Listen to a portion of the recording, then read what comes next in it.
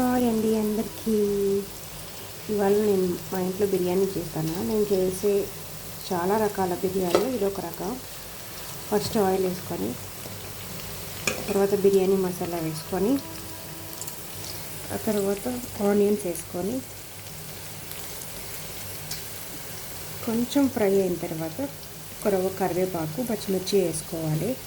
వేసుకొని ఈ ఆనియన్స్ అనేటివి బ్రౌన్ కలర్లో వచ్చేలాగా వేపుకోవాలి. చూసారు కదా, కొంచెం మగ్గిపోయి కలర్ కూడా చేంజ్ అయినాయి కదా, ఇలానే ఇంకా కొంచెం బ్రౌన్ కలర్లో వచ్చేలాగా వేపుకోవాలి. చూసారు కదా, గోల్డెన్ బ్రౌన్ లెక్క వచ్చేసినాయి. నాకైతే చాలా మాటలు వచ్చిన కాదు. ఇప్పుడు అల్లం వెల్లిగడ్డ పేస్ట్ వేసేసుకున్నాం. అల్లం వెల్లిగడ్డ ఏంటి ఇంత వేస్తున్నాం అనుకుంటున్నారా? కాదండి, ఇది కొంచెమే, కానీ దీంట్లో నీళ్ళు వేయడం వల్ల అంత ఉంది అంతే, నాకు సరిపోతుంది.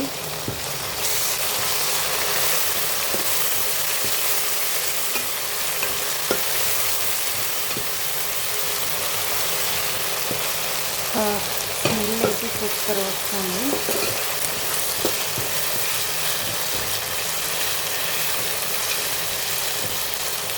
అల్లం వెల్లిగడ్డ పేస్ట్ కొద్దిసేపు వేసుకొని పచ్చివాసన పోయినాక ఆ తర్వాత ఏం వేస్తాను చెప్తా.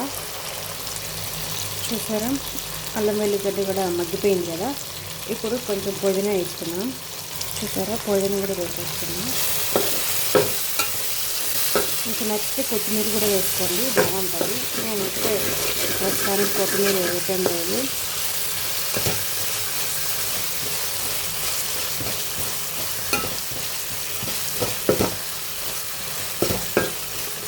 పుదీనా కొంచెం ఎక్కువ వేసుకోవాలి, కరివేపాకు పుదీనా ఒక్కటే. ఇది పుదీనా బాగా మగ్గిపోవాలి. చూసారా, పుదీనా అనేది మగ్గిపోయింది కదా. ఇప్పుడు టమోటాలు వేసుకున్నాం. మామూలుగా అయితే నేను బిర్యానీలోకి కొన్ని టమోటాలు తక్కువే వేస్తాను, కానీ ఈ బిర్యానీలోకి టమోటాలు ఒక 2 ఎక్కువ వేసుకోవాలి. ఆనియన్స్ ఎన్ని వేసుకుంటే టమోటాలు కూడా ఒకటి తక్కువ అన్నట్టు వేసుకుందంటే. కొంచెం టమాటాలు ఎక్కువ ఉండాలి.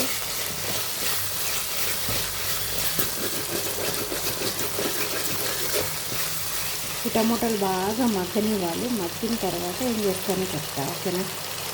చూసారా, టమాటాలన్నీ కొంచెం మగ్గినాయి కదా. చూడండి, ఇట్లా ప్రెస్ చేస్తే ప్రెస్ అవ్వాలి, ఇట్లా మెదిగిపోవాలి. అప్పుడే మనం దీనికి వేరే యాడ్ చేసుకోవచ్చు. చూసారా, టమాటాలు అన్నీ ఇట్లా స్మాష్ అవుతున్నాయి కదా, ఇట్లా అవ్వాలి. అయిన తర్వాత దీంట్లోకి చికెన్ వేసేసుకున్నాం, ఓకేనా?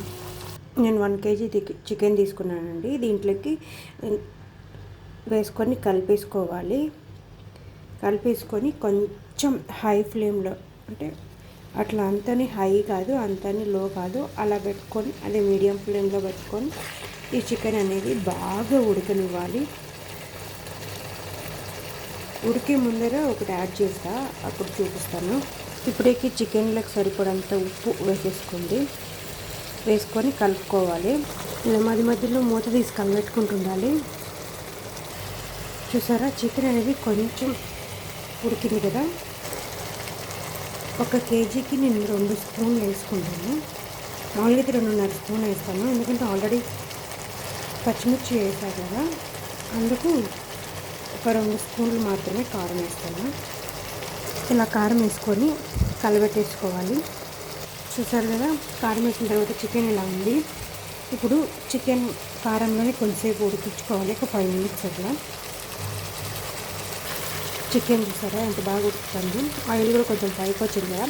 ఇలా ఉడికిన తర్వాత కొంచెం ధనియాల పొడి వేద్దాం. దీంట్లోకి 1 టేబుల్ స్పూన్ ధనియాల పొడి, కొంచెం గరం మసాలా, కొంచెం బిర్యానీ మసాలా, అంతే. చికెన్ ఇలా పొడి వేసిన తర్వాత కలుపుకొని కొద్దిసేపు ఉడకనివ్వాలి. ఉడికిన తర్వాత వేరే వేసేసుకున్నాం. చూసారా, కొద్దిసేపు ఉడికిపోయింది, ఆయిల్ కూడా పైకి వచ్చేసింది, మీరు చూస్తే కనిపిస్తుంది. ఇప్పుడు దీంట్లోకి పెరుగు వేసేసుకున్నాం. కొంచెం పెరిగేసేసుకొని కలిపెట్టేసుకుందాం. ఓకేనా? చూసారా, పెరిగేసేసుకున్న తర్వాత కలిపెట్టుకొని ఇది సిమ్లో పెట్టి ఒక 10 మినిట్స్ ఉడికించుకోవాలి. చికెన్ అనేది ఇక్కడే బాగా ఉడికిపోవాలి. అంతలోపల మనం బియ్యంకి సరిపడే వాటర్ పక్కన వేడి చేసుకోవాలి. చూసారా చికెన్ అనేది బాగా ఉడికిపోయింది కదా. ఇప్పుడే వేడి నీళ్ళు వేసేసుకోవాలి. చూసారా, నీళ్ళు వేసేసుకున్నా. ఇప్పుడు కొంచెం వేడి చేసుకోవాలి నీళ్ళు. చూసారా, వేడి నీళ్ళు పోసుకున్నాం కదా. తర్వాత కొంచెం ఎసరు అనేది ఇట్లా పొంగాలి. పొంగిన దాకా కొంచెం దీంట్లో బియ్యం వేసేసుకున్నాం. చూసారా, బిర్యానీ ఇంకా కొద్దిసేపు ఉండాలి. అంతా అయిపోయిన తర్వాత చూపిస్తా. ఓకేనా? చూసారా, వేడి వేడి బిర్యానీ, చికెన్ బిర్యానీ చాలా అంటే చాలా బాగుంది.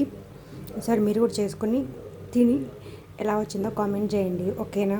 బాయ్.